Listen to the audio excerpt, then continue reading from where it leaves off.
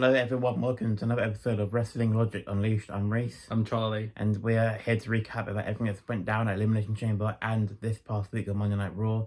So let's start off with the Elimination Chamber, and let's start off with the Women's Elimination Chamber match. Well, let's just say first what a pay-per-view it was. It had everybody on strings. Yeah.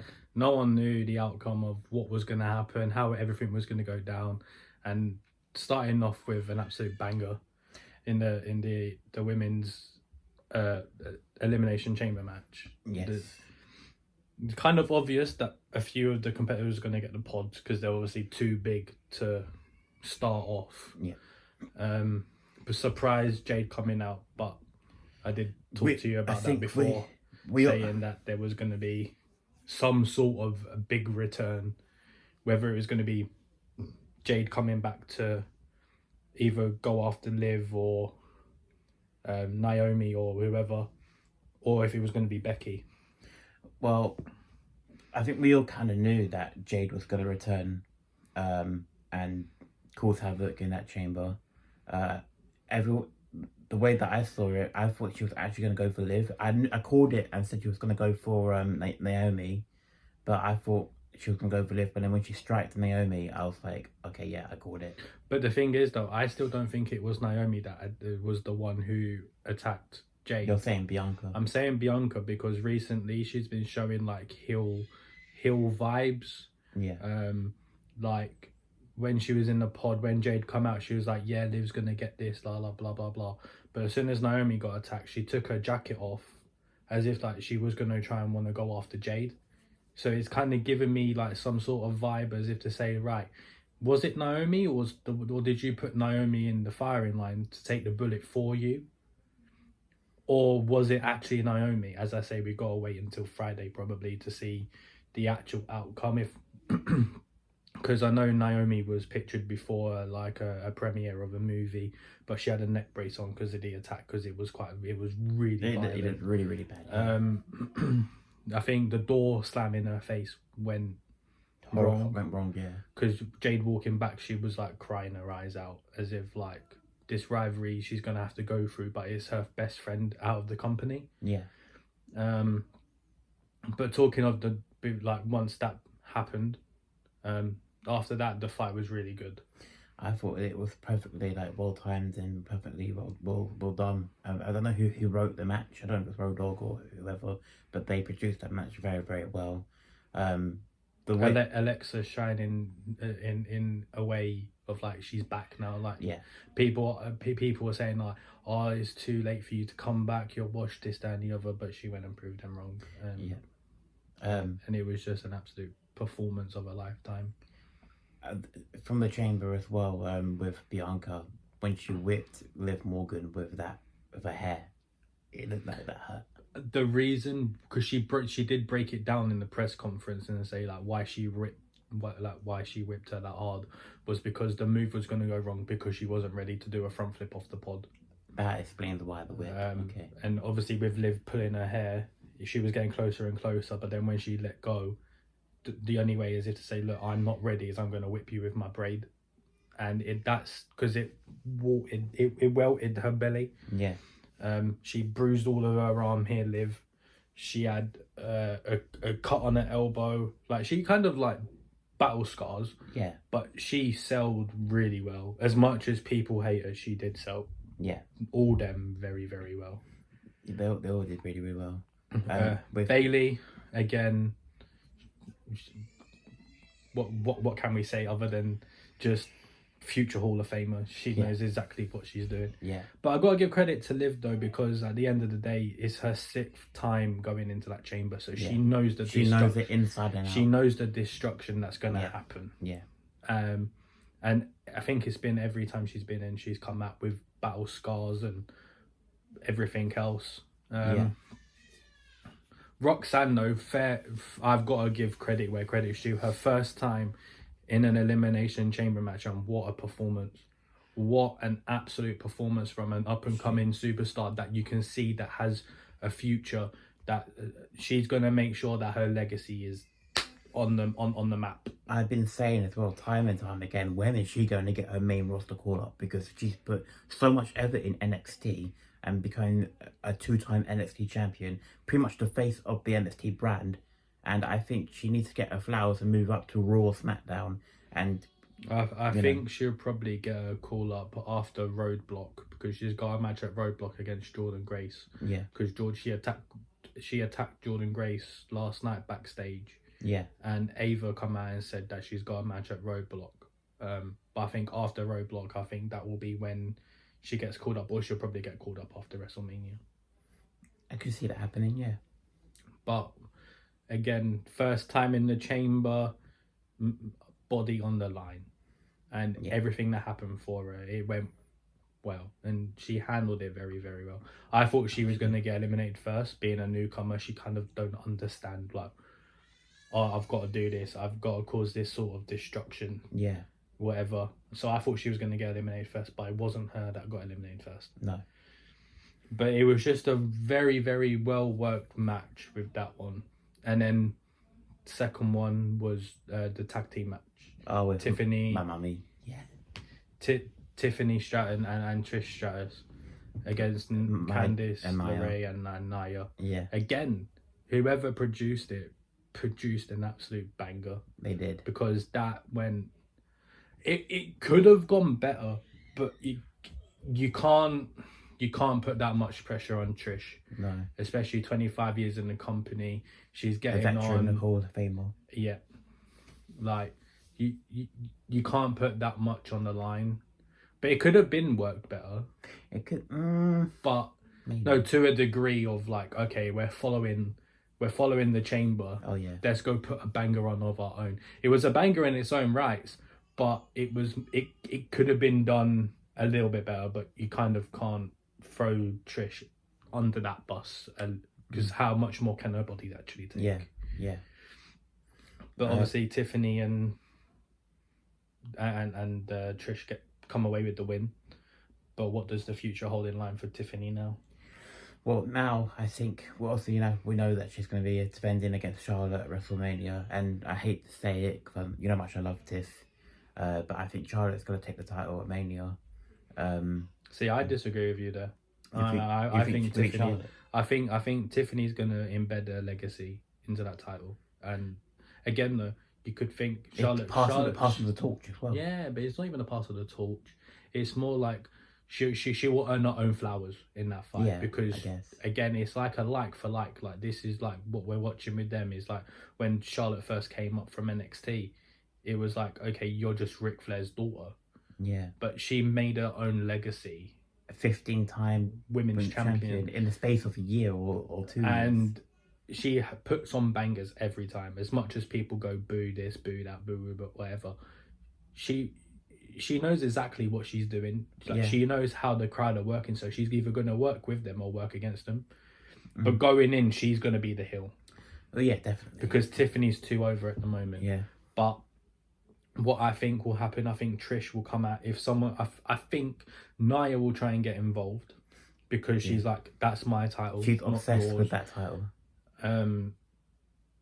Which will lead out to Candice coming out as well. And I personally think Trish will come out and help Tiffany. And it could cause a bit of tension, but I think Tiffany's going to come out with the win at WrestleMania.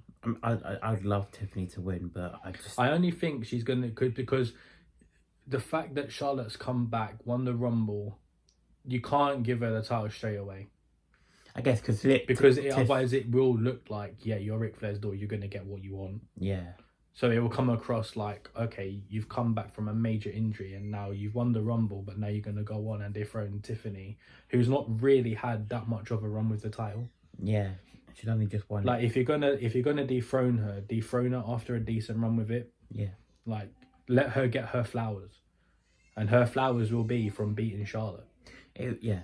I completely agree with what you're saying, but I don't know. Do we think Tiff has what she's got in the tank?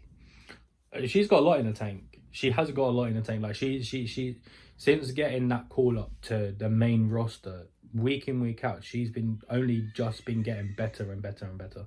And now she's got that title. Now she's got that title.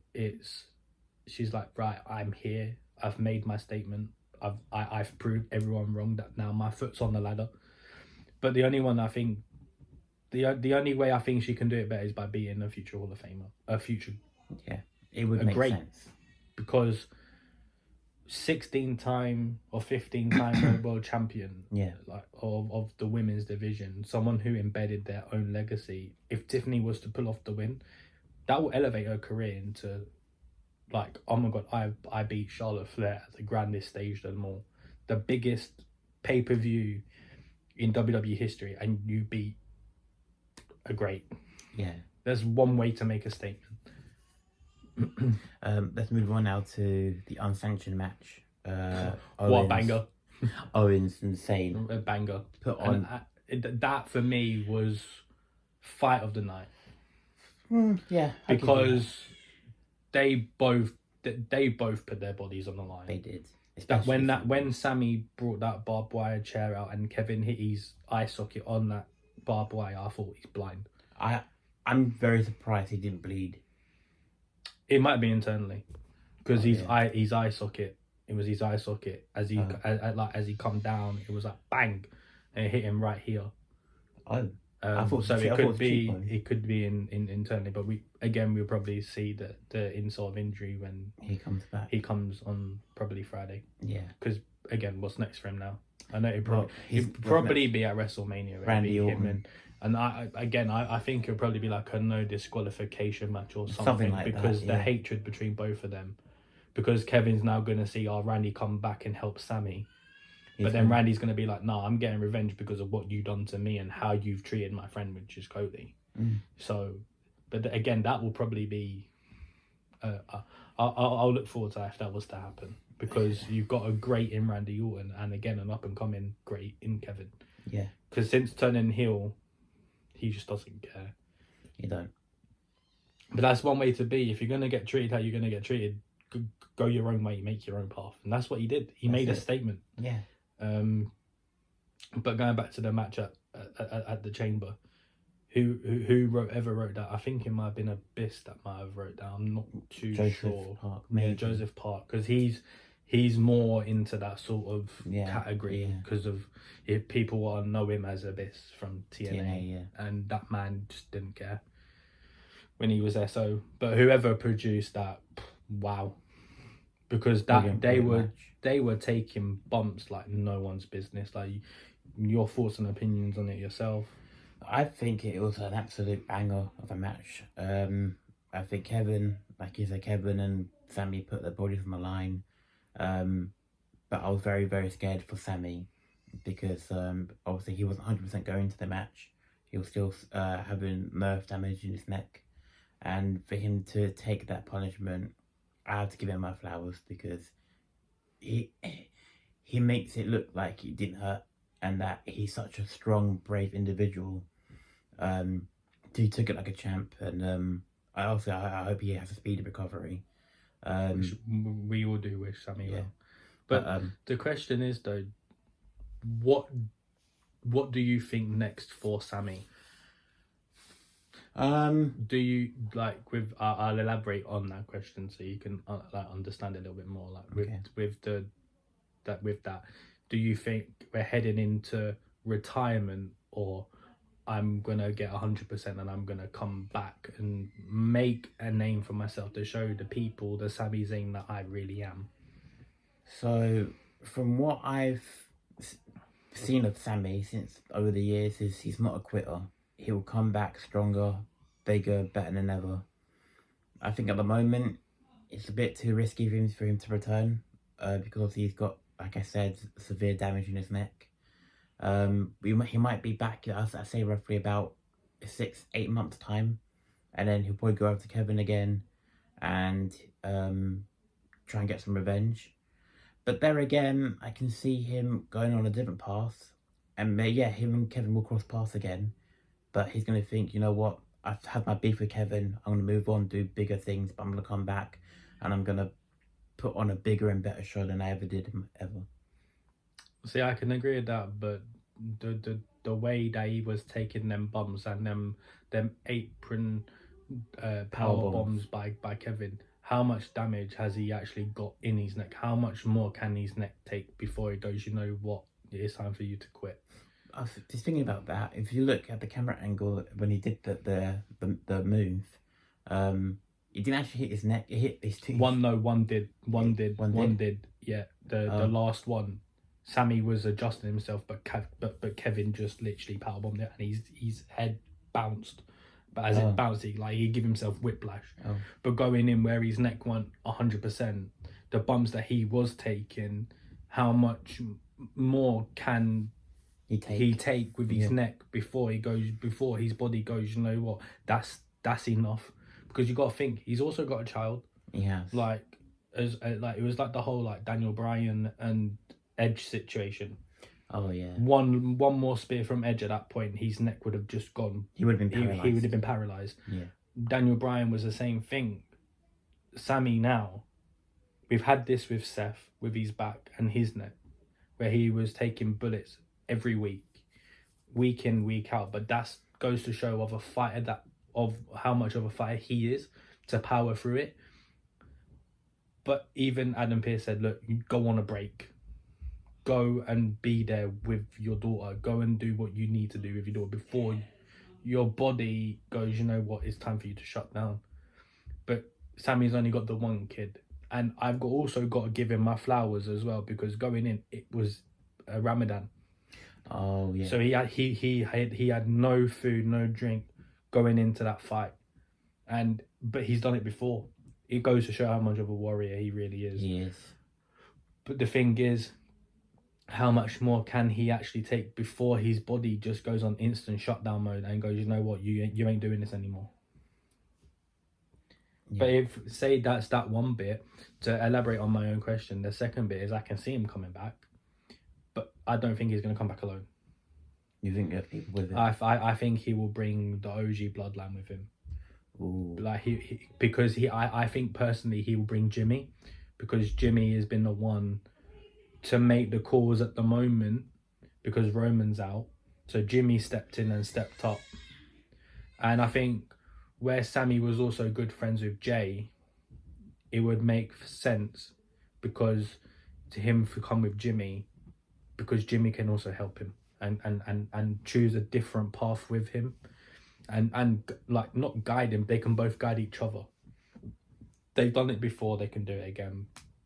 But if Sammy was to come back alone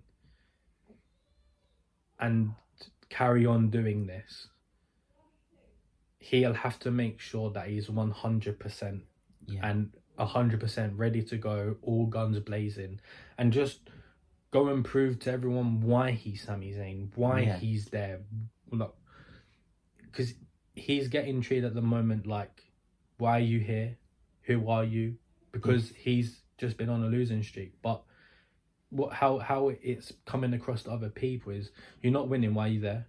But he needs to go out and go, this is me, this is why I'm here. He needs to be the Sami Zayn that he was in NXT when he was the NXT champion. Yep. And he was the underdog from the underground, and prove to people that I still have that dog in me.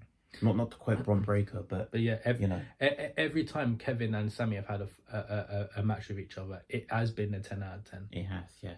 Like, because they're best friends, it also helps as well. Like, they know how each other work. They know how to counter each other. Whereas if Sami went in with someone else and had an unsanctioned match, say with Randy, it probably wouldn't have gone the way it would have, because they don't know how to work with each other. Where Kevin and Sami know each other and their movesets inside out, to the point where Kevin had done moves that weren't even in his moveset. Sami done moves that weren't in his moveset, because it's like, okay, I'm going to hit you with something different and you don't know it's coming. So again, it was just well produced, well worked. Sami gets my flowers as well, because that man is a warrior. He is an absolute warrior. Like, he's also embedded himself into being a future Hall of Famer, in my opinion, because he's what hasn't he done on the main roster? Like, he's proved to be one of the top stars on the roster, and he's still getting treated like he's like a mid-carder or something. Yeah, but this is why I said, like, when he comes back, embrace it, because it might be like, I'm lucky to be here. Yeah. Because if Kevin was was of to hit that package power driver on the concrete, Sammy would have. He probably would have been told to retire because it was exposed concrete. Yeah. But thanks to another return of the night, Randy. Oh, Randy or But like when yes. Randy come back, but I said previously the only way that Kevin won't do what he's gonna do to Sammy is for Randy to come back. Yeah. And as I said, his music hit and he come back. He saw the shock. He was like, oh my god, he did that, didn't he? Yeah, but also he couldn't see anyway because of his eye. Yeah. So when Randy was coming down, that's why he was unraveling, but he was like doing it with one eye shut. Yeah. Because he was like he was struggling to see, but everyone knows Kevin at the moment. He's like, yeah, I've got that persona where I don't care. I'm still gonna go after you, sort of thing. So, but yeah, man, it was an absolute moment. Like he salvaged the moment as well, Randy. I was hoping for him to put Kevin in the head, but I think they're gonna save that for WrestleMania. But are they gonna save it for WrestleMania? I think it's gonna lead up to it. I don't see him. I think we can see it before, as if to say, what you done to me was bad, so what I'm going to do to you is going to be even worse. Because that's how Randy works. Yeah. He's done it before with the rivalry he's had before when he's done it to Vince McMahon. He's punted Shane, everyone. Stephanie. He's even punted John Cena's dad. Yeah. Like to the extent of where he had like a fractured skull, I think, at one point. So yeah, he doesn't care. So we could see it before, but the security saved it. The security might try and save it again, but how many times can they count? How many times are they going to try and stop Randy from doing it until he actually just goes, you know what? If I can't do it to Kevin, I'll do it to you. He'll just RKO them and then punt Kevin in the skull. Exactly. But moving on from the Elimination match, let's go on to the main match of the night, which was the men's Elimination Chamber. Again, wow.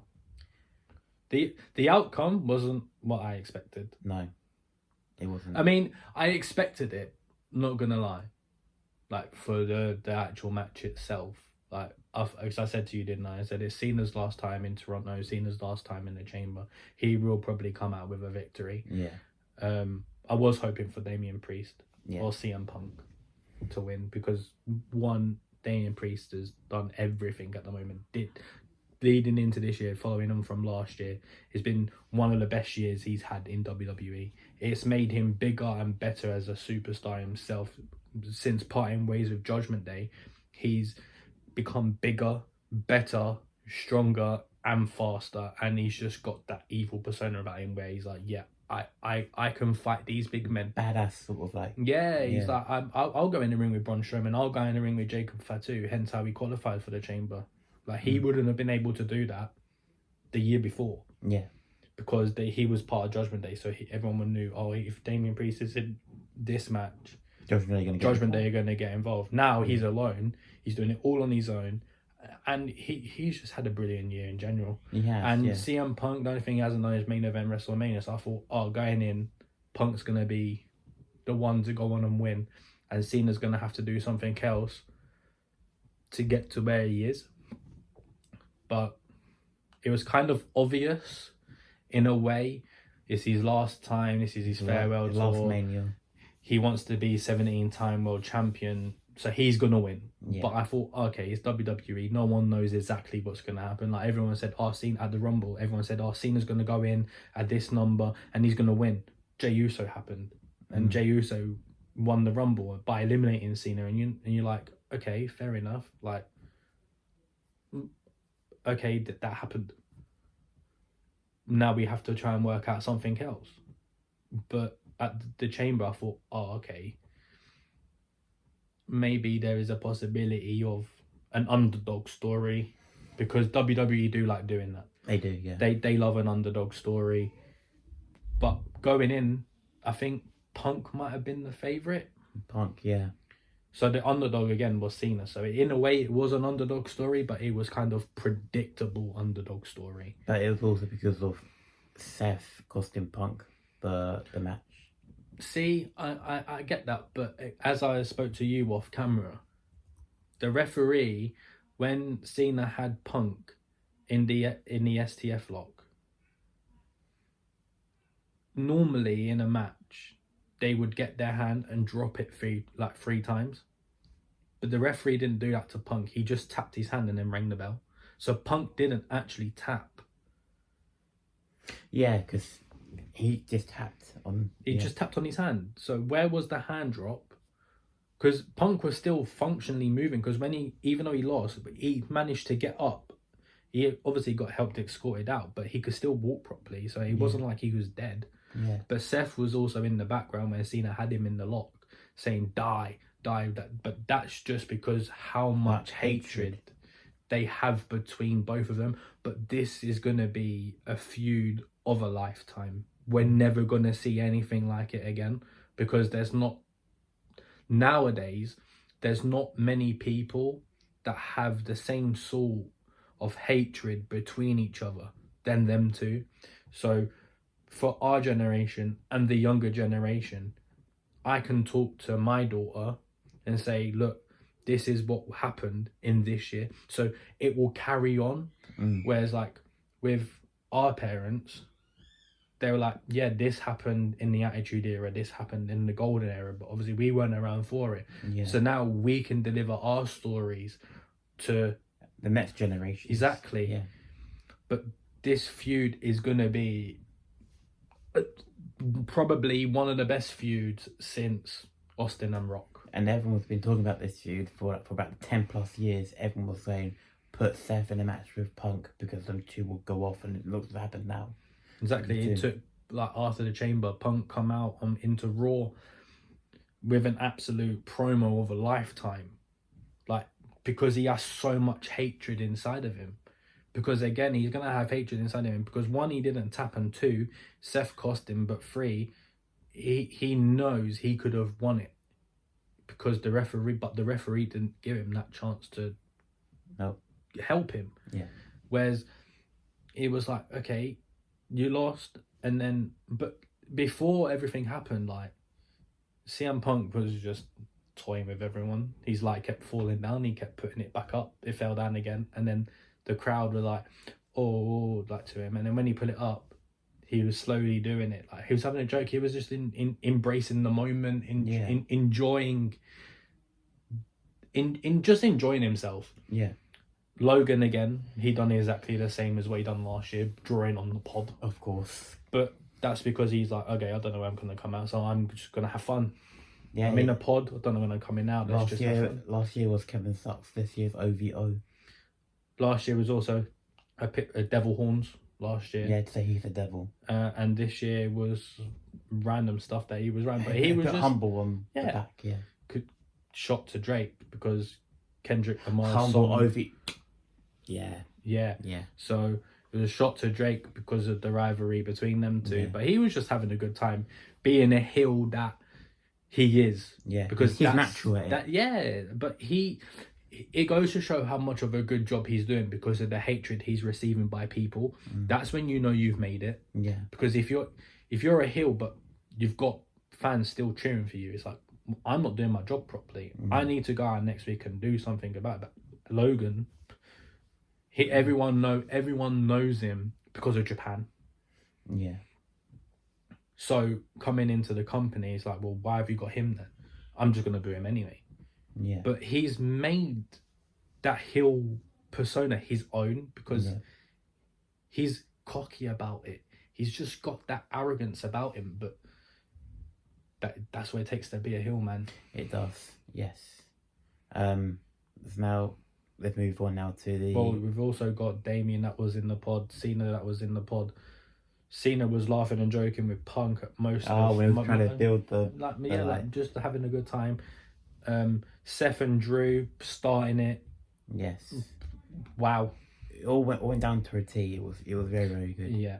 But your thoughts and opinions on the Chamber match itself, like in general, do you feel like there could have been something that you want more of, or you wanted less of, or you wanted someone to have more camera time in the pod, or like just in general itself, like do you think it was well worked to your standards, or do you think you could have gone, you know what, maybe this could have been added, or this could have worked better?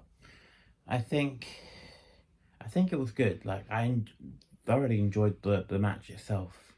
The only change I think I'd make is stop panting the camera to CM Punk because he was taking all the camera time. But I think in general, I think Damien should have got some bit of camera time because you only saw him once when Drew was on the corner doing this little pose. Yep. But other than that, I think it was a good show, a good match.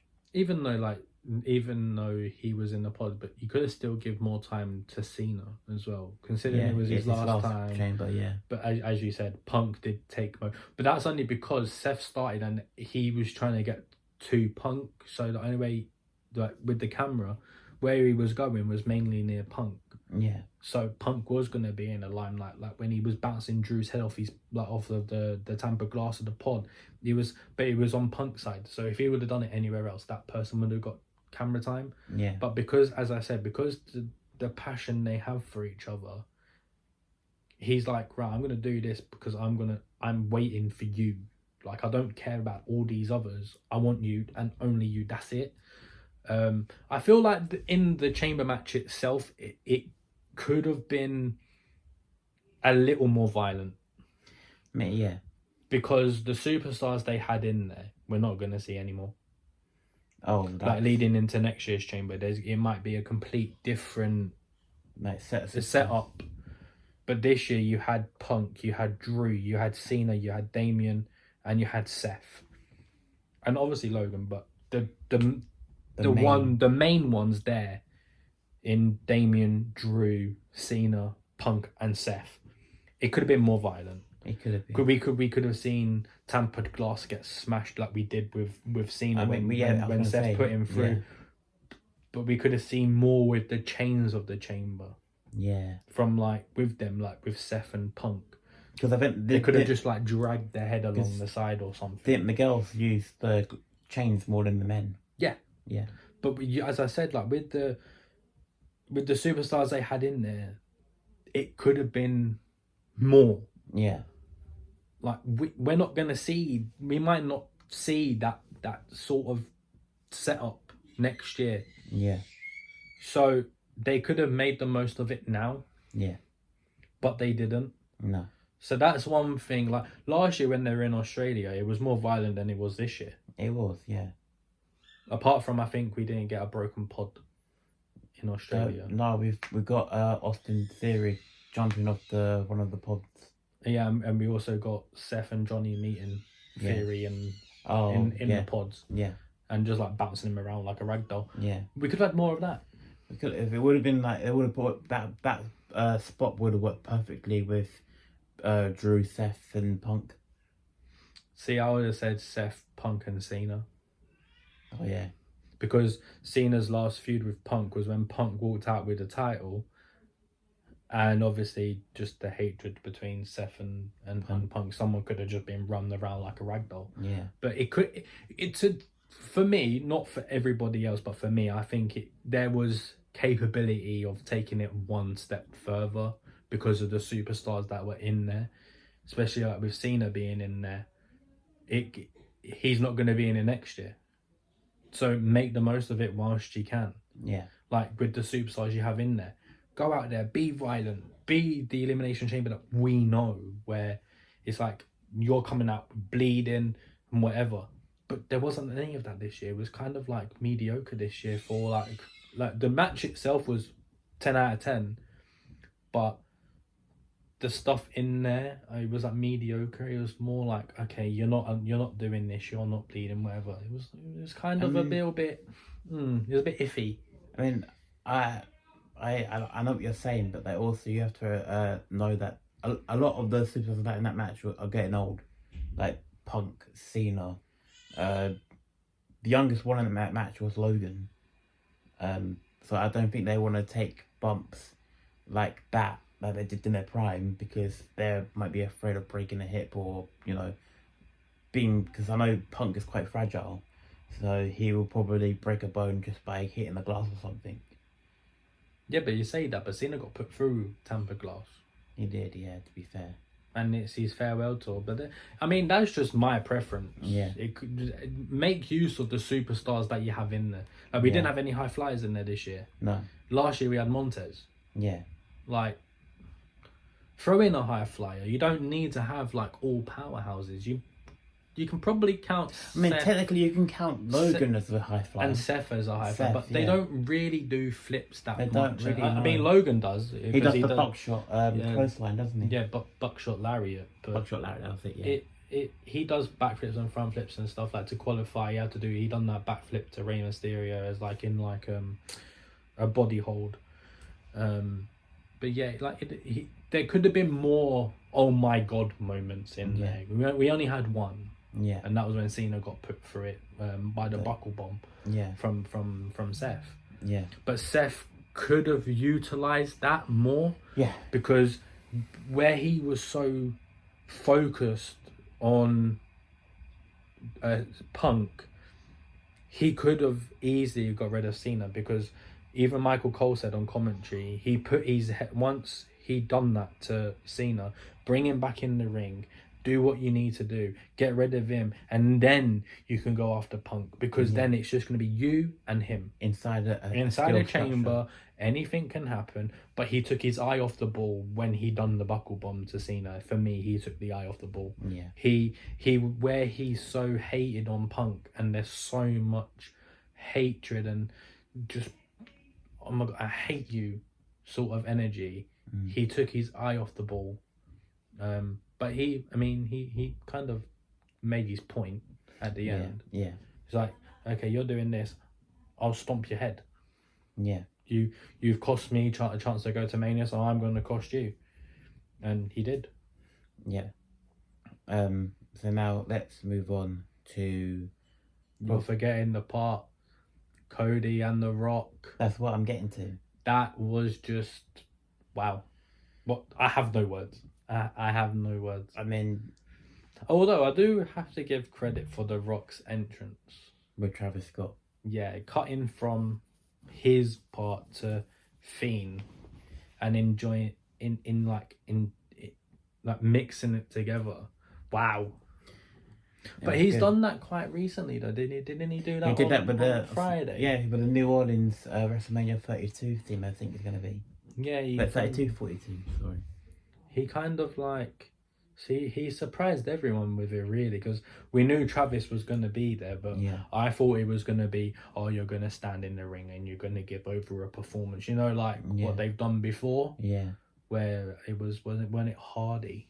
Royal Rumble, yeah. Yeah, he was in the ring and like just jamming out in the ring. Jelly Roll, he's also showed up, but he hasn't performed. He was there to choke slam Austin Theory. Motions and White with Rhea's entrance at Mania. Exactly. Like I thought he would do something like what he done with Jay at the debut of Netflix when he come out with Jay. Like do something. Yeah. Make like whatever. But I mean the entrance was good. It was really good, but the promo itself, it was a 10 out of 10, the promo itself, between The Rock and Cody. But the outcome of it was just... No one saw that coming. I did. I mean, you know, you did, because you called it. But, I might go off, I might have got a script here, but with Cena, you know how much of a fan I was of Cena. Yeah. You're a big fan. I was literally his biggest fan. You defend him through thick and thin. Yeah, and to what he did to Cody this past Saturday, I feel like a little bit of my childhood died that night. And literally, what I don't understand with this whole heel turn he's going in now is that you've won so many titles in your career. You've main evented multiple WrestleManias, and you've won not one but two Royal Rumbles, and all it took was for The Rock to put his hand, slit his throat, give you a two, and blow you a give kiss. Your soul to The Rock, and that's how you're gonna win your 17th title. Like honestly, like if you're not gonna do it yourself, because honestly, I'm fed up with this whole heel turn that's going on, because he thinks he can just go into the ring and attack Cody and think he can just get away with it. I'm sorry, but that's not on. It's not. No. In a way, it was more disrespectful. It was disrespectful. Because the watch that Cody had on was pawned by his dad for 10 grand so he could give Cody a flat and start his way in wrestling like he always wanted to do. And then at the end of WrestleMania, Cody gets gifted the watch by Nick Khan and Triple H. Yeah. As like, this is for you, this is yours, this was your dad's. So we've bought it for you. Because this is yours. And then Cena just picks it up, puts it on his knuckles, and just smacks Cody with it. I'm sorry, but that's crossing the line. That's disrespectful. And I don't think I can ever forgive Cena after what he done.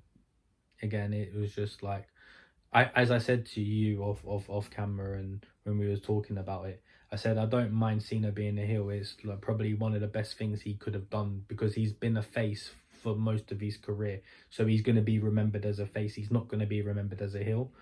And I knew he was going to be turning at some point in this farewell tour. But there's being a heel and then there's being him, how he was. And it was just like, that's not who you are. Yeah. That's not him. No. He's more of the hustle, loyalty, respect, never give up persona. And now it's like them kids that have looked up to him. Like the Make-A-Wish Foundation, over 700 or something people that he's granted wishes to. Yeah, something like that. He's kind of like literally just blown that away. Like that's not even... that he don't care. There are kids who've looked up to that man, and you included. Me as well. Included. And he literally spat on us and just said, "Screw you! I'm not doing it no more." But this is a question for you, because obviously you've followed Cena like the whole time you've gone into wrestling. Yeah. How can you go on and be a 16-time world champion and embed your own legacy into this company and make a name from yourself from being the prototype to being this arrogant man that just doesn't care? Like if The Rock clicks his fingers at you, you're just going to do it. Break it down for me, because I'm kind of like, okay, what are you doing? Well, I wish I had the answers for you, but I'm honestly in the same boat because I'm lost with because this is not the John Cena I grew up knowing. Like, he's someone that I grew up, him being the most loyal superstar. He'll never give up and do anything to make us fans feel sad or, upset. So him doing what he did, it didn't make any sense. I understood the heel turn, that he was going to turn it at some point, but I didn't see it in the way it was going to be. I would have still been a fan of heel Cena if it wasn't as bad as I thought it'd be, but of what he did on Sunday... Sorry, but he's lost all my respect, and I'm not going to get anything of Cena's anymore because he's just literally ruined my childhood. He's dead underground. But that's what I mean. It also did go wrong when Travis hit Cody as well. He shouldn't have done that. Cody's it's been confirmed by Insider. He's got a black eye. He's got a black eye and he's got a ruptured eardrum. Wow. He felt something go pop in his ear when Travis hit him. He felt something go pop. Oh. Is that why he did that? Yeah, because it connected. It like fully went, like you heard it, and all he heard was a in his ear. Like, it was a massive pop in his ear. So he's got a ruptured eardrum, and a black eye, but I mean, as I said, I understand the heel turn, but why? Why leave it? And until the end of your career, when he easily, instead of going to Hollywood in that era of time, he could have been a heel then. Why leave it till you're gonna retire? What? So you're gonna be remembered as a heel, and that's how you want your fans to remember you by. Yeah. That's pretty much how it is. Like, do you want he wants us fans to remember him with this heel run? There'll be some fans that will remember him as a face of like you yourself, like you'll remember him as like, I'm loyal to you. But he's going out now as a heel. That's how he's gonna retire. Yeah. So say he comes back later on down the line, like legends, like they like coming back. to making an appearance. Kurt Angle's done it. Yeah. All these legends, Taker's done it. He's just gonna get booed. He's gonna get booed, and Yeah. but all for what he done, and Because he's left it too late. They did say that this is by far the best heel turn in WWE history.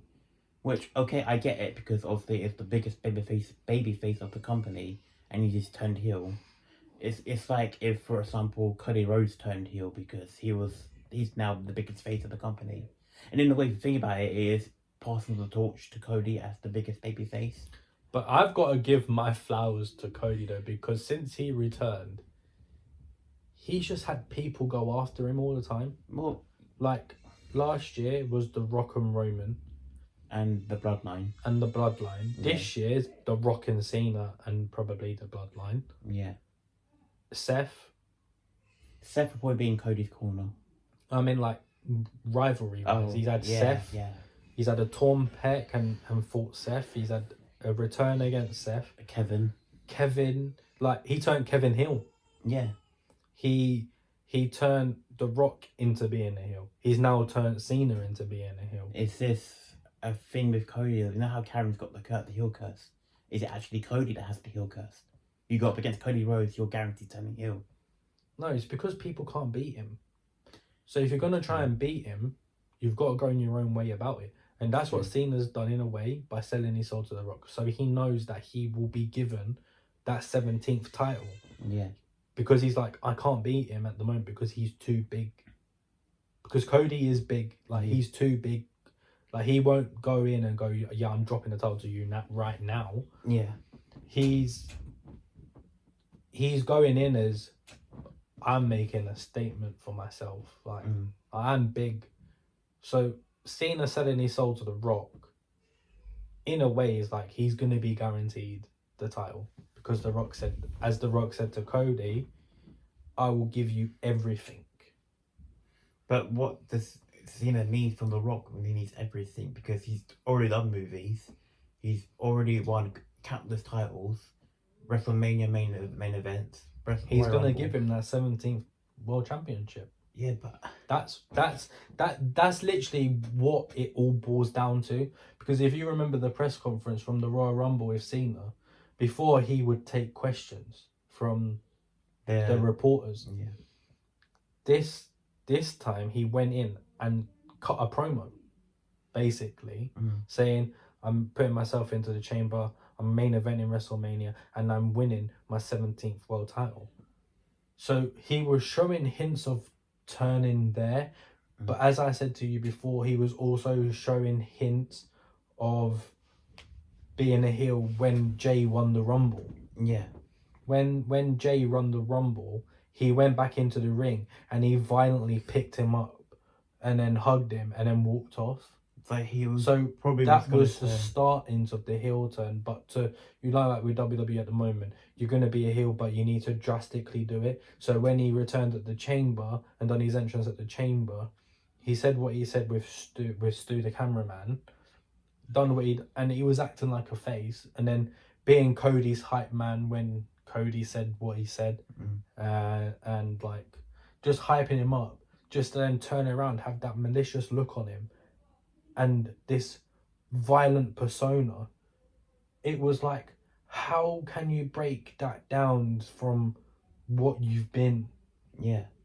Like, do you in yourself want to be remembered for this, or do you want to be remembered for that?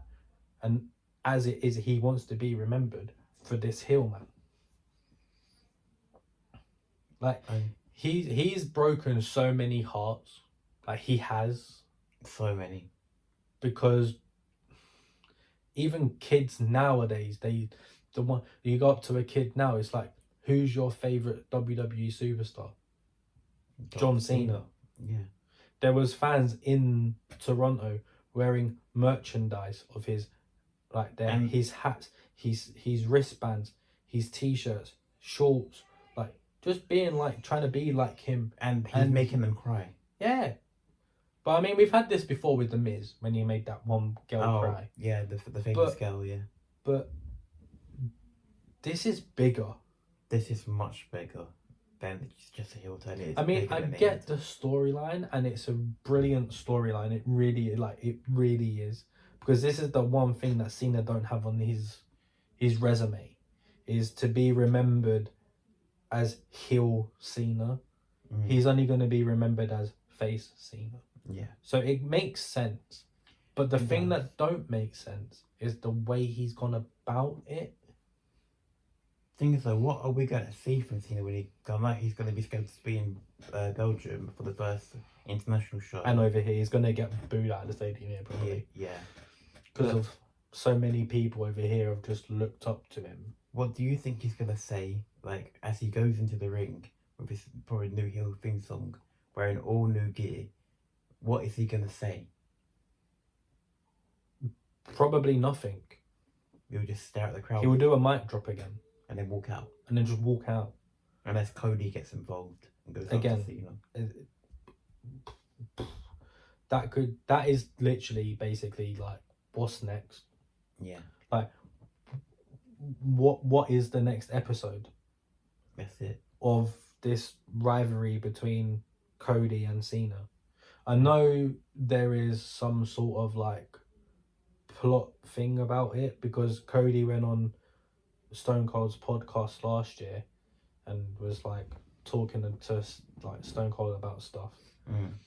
And Stone Cold said, I can't do anything this year, but if you ever need a man to offer a hand up for next year's WrestleMania, then you know where I am. So are we going to see one last time The Rock and Stone Cold in the same ring? Because if you remember it, the last time we saw them in a ring was New Orleans in the Superdome. With Hogan. When Hogan I think it was it Mankind as well that was there? Or was it that was someone else? WrestleMania 30. No, the year prior to that, I think it was WrestleMania. Because weren't they the three hosts? Hogan, Rock and Austin with the bullet, and they all messed up. Yes. That's when they all botched it. It's not the Superdome. It was something else, but yeah. Like, and then, but I mean, I want that to happen. I want to see them if two. Stone Cold comes out and helps Cody, that place is going to erupt, because he's by far one of the biggest stars of their generation. And the one thing I would love to happen at WrestleMania, and Cena's face will probably just instantly drop to the floor, even though he's a heel, is Kurt Angle to come out. Because if Angle was to come out, that's the guy that helped you into this. This is the one who gifted you the hand to come into this company. Yeah. And make you, in a way, who you are today. Yes. Because his first match was against Kurt Angle. And then once he had that fight with Kurt Angle, he only got bigger and better. Cena. He earned the respect from Undertaker. And that's something that Undertaker never really does to newbies. Yeah. So to gain your respect from Undertaker means that you are a big deal, and he has been for the last 20 plus years. Exactly. And again, like I said, he's thrown it all away. Exactly. But the two things to happen for me would be a dream, would be Angle to come back and just watch Cena's face just drop, as if say, why are you here? You shouldn't be here. Obviously Angle won't do anything, because even he said like he if he was to go back, he could do more damage than what he is now, but he could just like talk to Cena in a way like, I put you here, why are you being like this, in a way.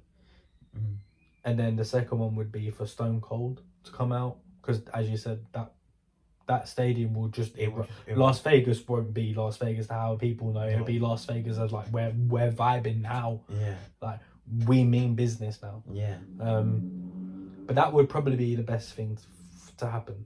Yeah. Because like, we all know that Rock's going to get involved, and plot twist with WWE, Roman comes out, spears the Rock, helps Cody. That could be another one. So I can see that. For New Orleans, you could have The Rock versus Roman, the fight that everybody wants, the fight that will be so like spoken about for years, the fight that has been spoken about for years. We can finally get that dream match, but the only way for it to happen is Roman to come out and do something to The Rock.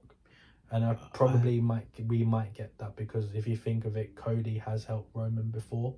So sorry to cut you off, Charlie, but if Stone Cold does come back, Well, that set up next year's Mania, a tag team main event that we had last year with The Rock and, well, I won't say Cena because he won't be there. So Rock and another person that he gets his soul to against Roman and Austin. I know it's a bit of a It's a bit of a rogue shout Yeah. because we don't know like how much Austin's got left in the tank.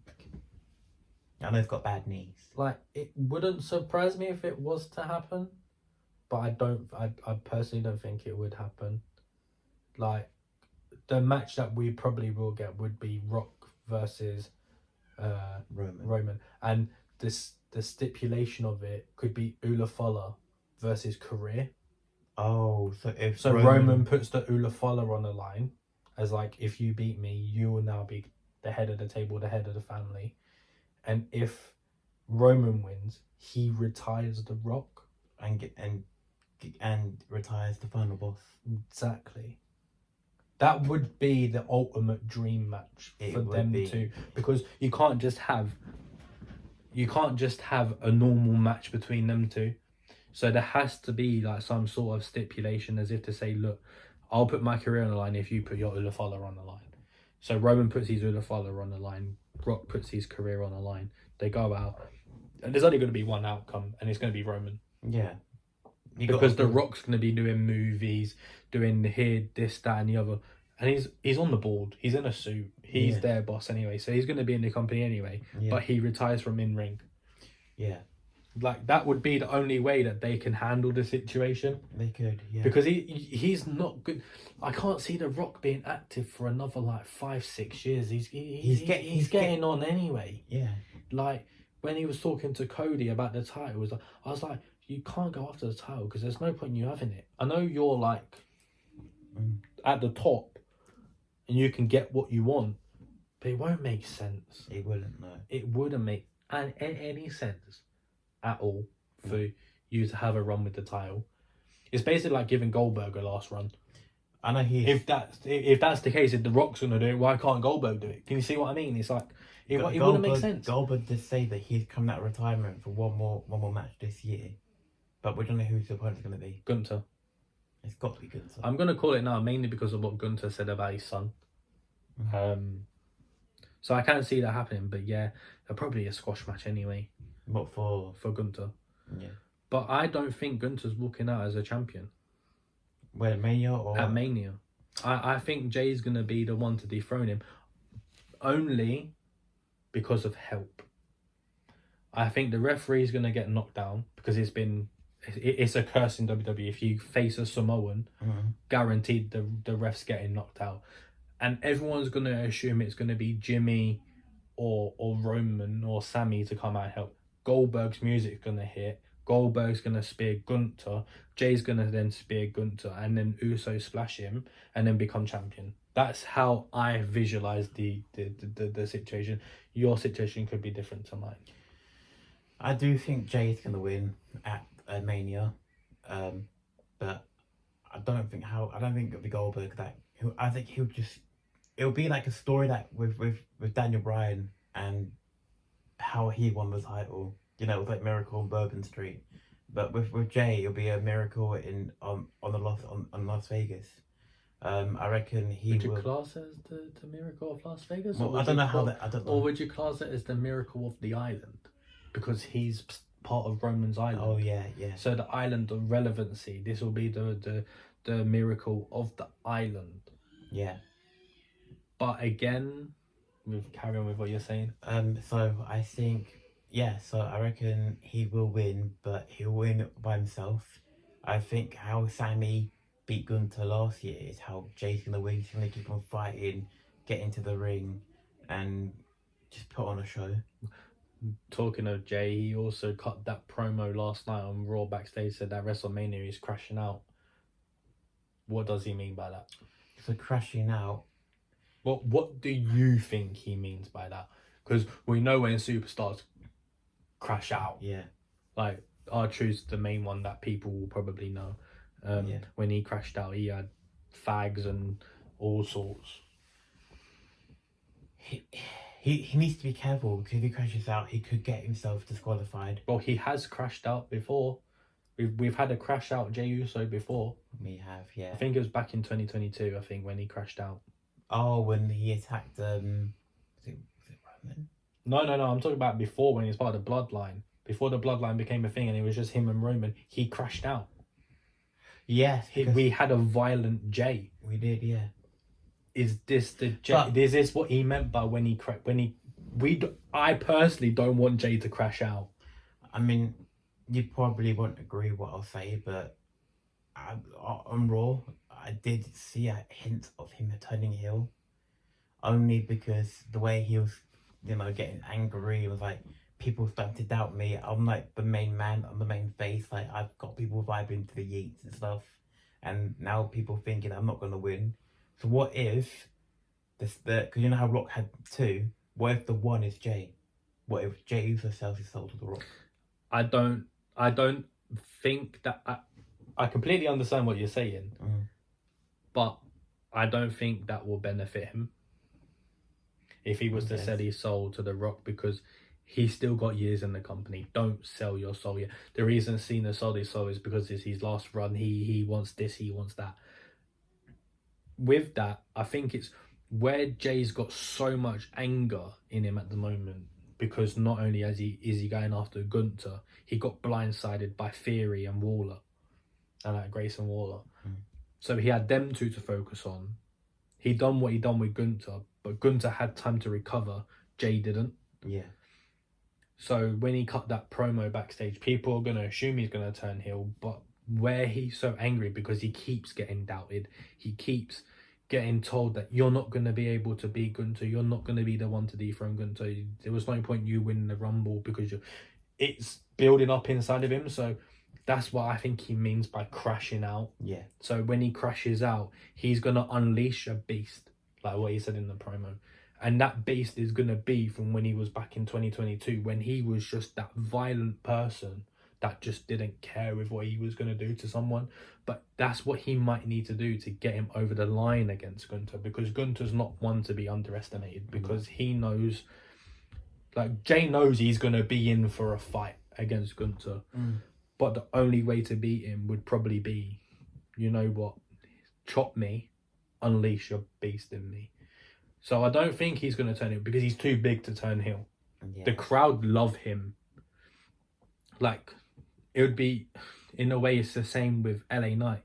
There's no point him turning heel because he's so over with the crowd. Yeah. The people that are over with the crowd, there's no point turning heel because it won't make any sense whatsoever. So he showed a bit of heel in him in that promo, but that's because that's always been there. Yeah. For Jay, he's always like that's always going to stay in you, but the ultimate way for him to win, to get it over the line, probably is to crash out, and crash out meaning feed the beast. I'm hungry. I'm going to prove all of you doubters wrong, including the superstars in the locker room. I'm going to prove you all wrong, and I'm going to come out victorious. I'm going to come out holding the title. Yeah. But that's the only way he can do it. Yeah. Because as it would be the same as Sammy with Gunther. Sammy was the underdog going in. It was Gunther had this reign of all these days with the Intercontinental title, and it took a ginger person to go in that was an underdog that just literally took everything of Gunther's best shots. Yeah. He took everything and he was like, what can I do next? That's it. And he couldn't do anything. No. So say near the end, Jay takes the power bomb, the sleeper hold, the is it the drive-by kicks, the like donkey kicks? Oh yeah. The splashes. He takes all of that and still kicks out at two. What's Gunther gonna do then? It's gonna frustrate Gunther even more. Because you think I've given my best shot and give you everything that I need to do to you, and you're still kicking out. What else can I do? Exactly. And then he's going to be angry at himself, and that's going to be Gunther's downfall. And that might be when Gunther crashes out, but it crashes him out to a point where He slaps the ring and stuff like that. Do you know like what superstars do when Yeah. they sit in there and they start smacking, saying, "What can I do next?" That will be. Yeah. Is that what you're trying to say with his crash out? Yeah, yeah. See, I mean, I can back that. I can back that, but as I said, it is guaranteed that the ref's probably going to get knocked out. Yeah. That, or I just had a little vision. The referee could get knocked out. Ludwig Kaiser could come out. What if it's not Ludwig? What if it's a new superstar that joins forces? Ilya Dragunov. I was going to say Ilya Dragunov. He hasn't been back. What if he's setting up a Hilton and he costs Jay or gives? I don't think Jay will get cost. I don't, because it would be stupid for him to win the Rumble and then not win at WrestleMania. It would be stupid. Because if you think of it, most of the WrestleManias that we've, the Rumbles that we've watched, the people that win the Rumble win the title at WrestleMania. There's been some people that have lost. I mean, like recently. Oh, recently, yeah. Recently, the main event, the main events have gone in the favor of the person that's won the Rumble. And other than once when Cody lost to Roman and Edge. Yeah, but recently, like since Cody's, it wouldn't make sense because Jay's too over. He's too over. There's a sign there saying that you can't lose, but again with WWE it's different. Yeah, they work different. That's true. Let's move on now to Raw. Also we spoke about CM Punk and Jey Uso. The women's world championship match, Io Rhea. What's your opinion on that? It come as a shock, but it didn't come as a shock. Rhea let her guard down too much. She was more concentrated on Bianca than she was Io. She dropped the ball because she had it until Bianca said to Io, "Get up." So the way Rhea saw it was, you're helping her. It could have been me versus you, because I think Io was actually knocked out with that slam to the announce table. So there was no way of movement. So because it got to the count of 8 at that point. But if Bianca wasn't talking to Io, it would have been Rhea versus Bianca. Yeah. At WrestleMania, and that's what Rhea wanted. It didn't come as a shock to me because, as I said, Rhea took her eye off the ball. After that point, she was more focused on the outside than she was in the inside. And the one in the inside, which is Io, don't underestimate what she can do. Yeah. But going into the fight itself, Rhea has never beaten Io one-on-one since NXT. Yeah. So she had the upper hand, but Rhea had the upper hand because she was the champion. She's the one who gifted Io this title shot. She didn't have to do it. She could have just said, you know what? No, I'm not giving you the chance. I'm going to go into WrestleMania as the champion on my own. Yeah. But we all know Rhea's a fighting champion. Since she's been doing what she's doing, she's always put the title on the line. She's also always give people a chance. So, but she only got the chance because she felt like she cost Io at the for her chamber match.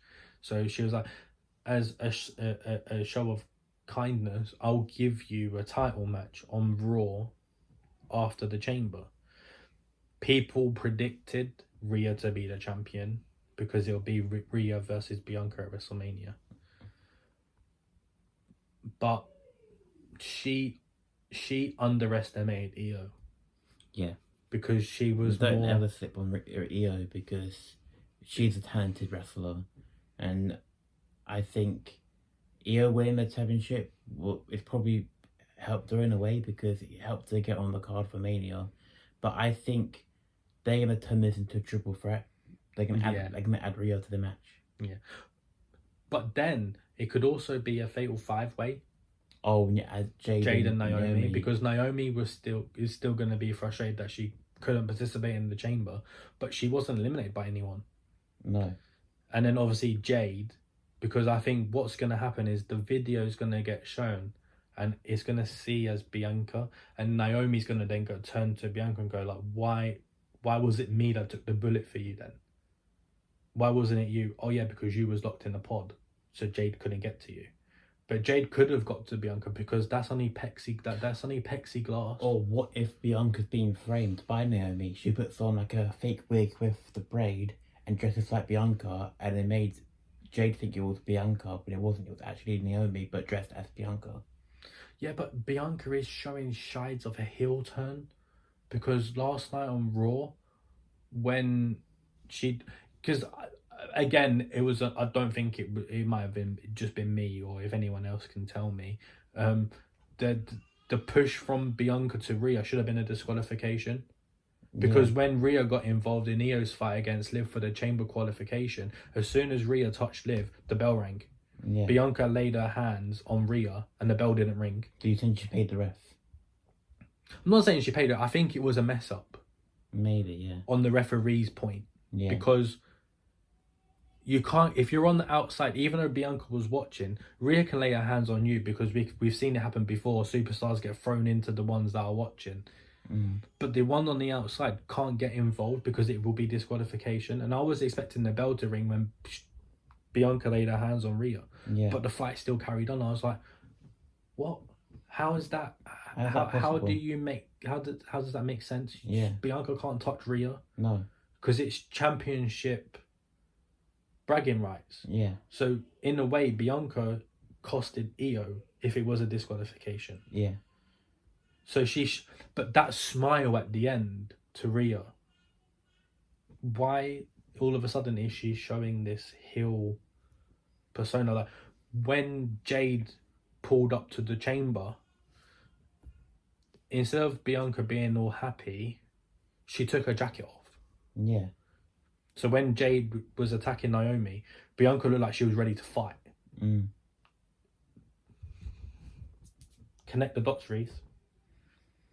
And also, when Jade got put in the ambulance, when she got attacked, Bianca looked at Bailey and Naomi with a massive smile. See, I never saw that. My eyes were locked on Naomi because she looked very concerned, but she was acting in a way of like. I'm sorry for cutting you off there, but I'm trying to connect the dots between it, and everything that Bianca's doing is going her way.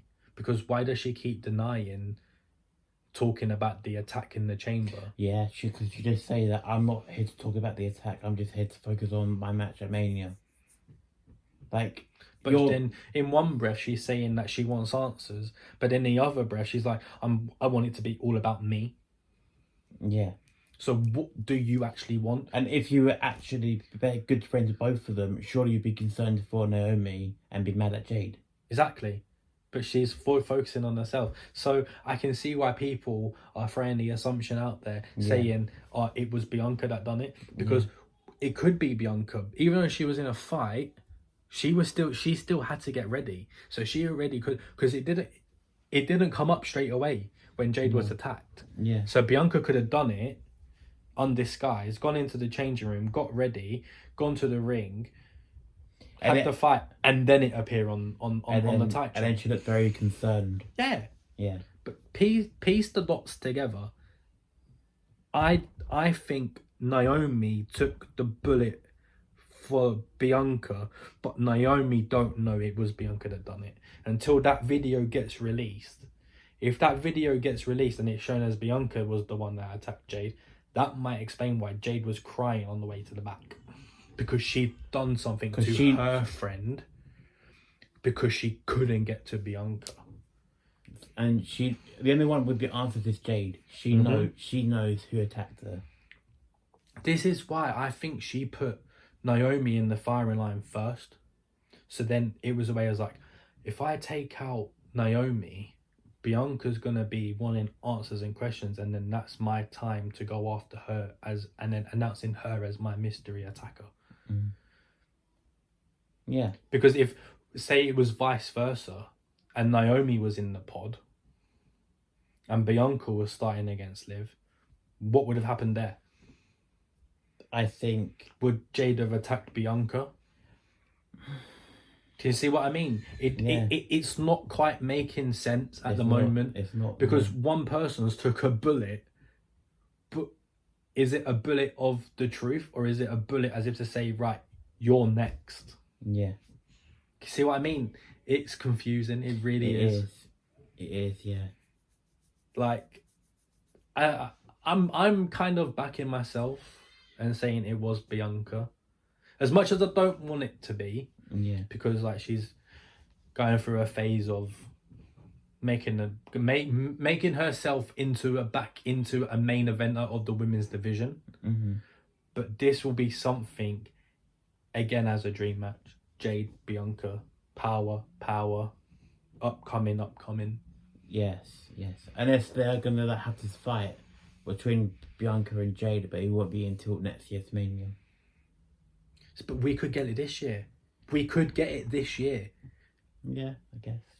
Because then, as I said, as we've said before, the only one with the answers is Jade. But I think she's going to release something sooner rather than later, and it's going to be announced that it was Jade, it was Bianca that done it. But then it could also be another curveball though, Reese. It could be Bailey. Bailey? It could be. Maybe. It could be. I'm not But saying why it, would I'm it- not saying it is, but it could be. Because you got to think of the people that was around that ambulance at the time. Jade was in the ambulance. On the outside, you had Bianca before getting in, Naomi, and Bailey. And we saw Bailey come running, Yeah. like, because it started with being Bianca and... Well, Jade was technically there because Yeah. she was just laying there. I meant Bianca and Naomi. And then on the footage that Nick Aldis showed Naomi and Bianca. Bailey ran forward. Bailey ran forward. But why is she running if she was already there? Yeah. It doesn't make... It's literally like a bowl of cereal and you've got the last 4 there and you like, what one do I want to eat, or do I just eat all of you? Yeah. That's literally what it is. It's like Yeah. It's like that one bit of ice that's just circling, that's not melting. Yeah. That's like what it is. But Who knows? the only one that can answer all these questions Jade. that we have is Jade. Hopefully we get it on Friday. Hopefully. Yeah. Moving on to what happened on Raw. Kaiser and Penta. See, I'm here for it. I really am. I'm here for it. But I don't think it's just going to be about them two. IC title. I think they're going to be in the IC title 3. Yeah. Because they'll lead up to it. Pete Dunne will then obviously come in and get involved again. But are we going to see Rey Fenix? Because he's now a free agent. Well, I was watching, obviously we watched the Chad Gable video package with him in Mexico. And it says Los Hermanos, which means the brothers.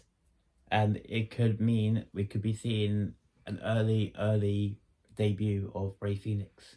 See, I don't think he was side with Gable to go after Penta. It's his brother. In a way, yeah. Not blood, but Yeah. I get it. But it wouldn't make any sense. He wouldn't know. It's someone, obviously. Yeah. But I don't think... I think Rey Fenix will... I think Chad Gable will come back, say that he's spoken to this person and whatever, and then he will come out with, like, say, the Creed brothers and all that, and goes and circle Penta. That's when we'll get Rey Fenix's music. And he'll save Penta. And he will come out and make the save for Penta. That's what I think. It wouldn't make sense for a free agent as high as Rey Fenix to come in as a heel and turn on his Lucha brother. It wouldn't make sense. It wouldn't, no. Because Rey Fenix has come out and said himself that he wants to carry on being the Lucha Bros with Penta, even though Penta's in WWE. So it wouldn't make sense for him to come in and turn his back on his brother that he said he still wants to carry on the tag team division with and conquer the tag team division in another company. And it'll gain him another major tag team on Raw. Exactly. They conquered it in TNA together. And They conquered it in Lucha Underground together. Yeah. They conquered it in AEW together. So the question mark is WWE. Yeah. They can make it happen. They can. I think that is Aleister Black that's helping. Alistair. I mean, he is rumoured to come back. But then why would he be in Mexico though? Can you see what I mean? He's in Mexico, so it's somewhere, because I mean it might just be Mexico because it's the land of the luchadors. Yeah. But Alistair knows a little bit about it because he's done like Muay Thai and MMA and stuff. So, Yeah. and he could be like over there as a holiday. Well, Plus Selena yes. as well. Mm. Like she has parts of Mexico, like with LWO and stuff like that. So she's mainly Puerto Rican and whatever, but she joined the LWO and whatever, like stuff like that. Mm. So it could be. Could be. But again, we just have to wait and see. That's a question mark storyline there. Well, staying with American Made, obviously the Creed brothers fought the War Raiders for the World Tag Team titles. That was an absolute 5-star match right there between them. Like a person of Brutus Creed and Julius Creed, Ivar and Eric Sai shouldn't be doing what they done last night. No. Ivar, being the man he is, shouldn't be able to pull off a moonsault that perfectly, and Brutus Creed and Judas Creed doing flips out of nowhere as well. I was like, how are you doing that at your size? It's mental, honestly. But again, it was an absolute performance. So I'm happy that the War Raiders retained, only because Chad Gable said to all of American Made, "I want gold when I come back." He's gonna have nothing because Ivy lost to Lyra last night in another belter for the women's division, and the Creed brothers also lost. So when Chad Gable returns, there's no gold there. So what's gonna happen? Is he gonna kick off the way he done with Otis and Tozawa and Maxine? He's most likely going to smack the Creed brothers in the face and then have a go at Ivy. But he's done that already. Yeah, but what's to stop him from doing it again? As I said, he's done that already. So he's like, I want gold when I come back. There's now nothing. So that story opens up another platform. Maybe, yeah. Because he's asked for that delivery of them. They haven't given him that delivery. Mm. So what if he takes matters into his own hands and tries to get the IC title off of Braun? Which I think is going to take it. It's going to be what's the word again? It's going to be difficult for him to do because whereas Braun's size and strength is much powerful than Chad's. Yeah, but I get that, but you can't underestimate Chad Gable. He's got the Olympic background. He's lifted Braun Strowman. He's lifted Otis. He's lifted Ivar. He's lifted all these big superstars that you shouldn't be able to lift at his size. And he's done it with ease. Who lifts Braun Strowman into a suplex roll through? That's true, yeah. Like, he shouldn't be doing that. No. Like, his strength goes underestimated by so many people. And time again, he proves them wrong. As much as I hate Chad Gable because he's trying to be like Kurt Angle, you can't underestimate the guy's ring IQ and ring awareness because he knows exactly what he's doing. Yeah. So that would be a good addition for WrestleMania to have a ladder match. An 8-man. An 8-man ladder match. So you have Penta, Ludwig, Chad, AJ Styles, obviously Bron Breakker, Logan, Finn.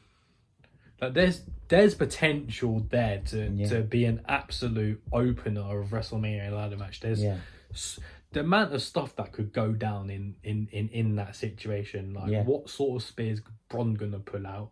What sort of moves is Penta gonna pull out? What's Chad gonna do? Like there's so much there in that whole stipulation there of this could be something. It would be a bang of a match. Lyra, Ivy, IC title on the line. What an absolute superstar Lyra is. Even though she had really her knees were giving up because of what Ivy was doing. It was just her left knee. Yeah. The other knee was fine. But she pulled through and she managed to win with the Nightwing. I thought it was a good match. But I was just really worried with Lyra because of her knee.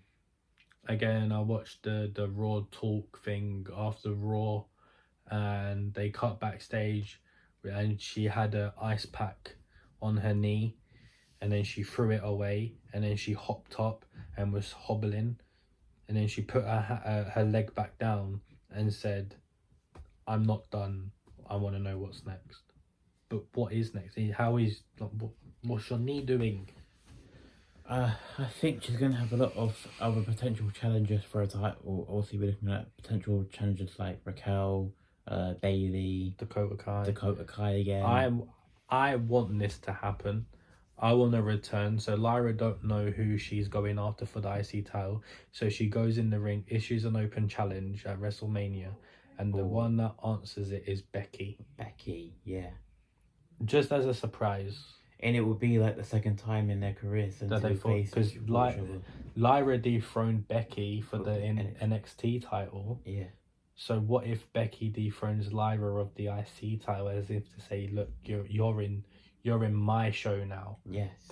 This is the bit that I built. You may have built NXT, but I built this vision. Yes. So I'm taking that from you. But would she come back as the man, the face man, or as heel the man? No matter what's going to happen, she's going to get a massive pop if she does come back. So we won't be able to judge it from night one. You know, we'll probably have to give it at least 2 weeks, something like that, because that's when it will finally well out and go a different way. Because as soon as her music hits anywhere, it's just going to erupt and go nuts. So that happened. If that happens, that will be wow. That would be an oh my god moment sort of thing. What else really happened last night that I can think of? I think we've covered it. I think so, yeah. There wasn't really much, wasn't there? No. Okay, well. But yeah, this has been episode of Wrestling Logic Unleashed. Check back next week when we have another recap video. Like, comment, subscribe, and we will see you next week.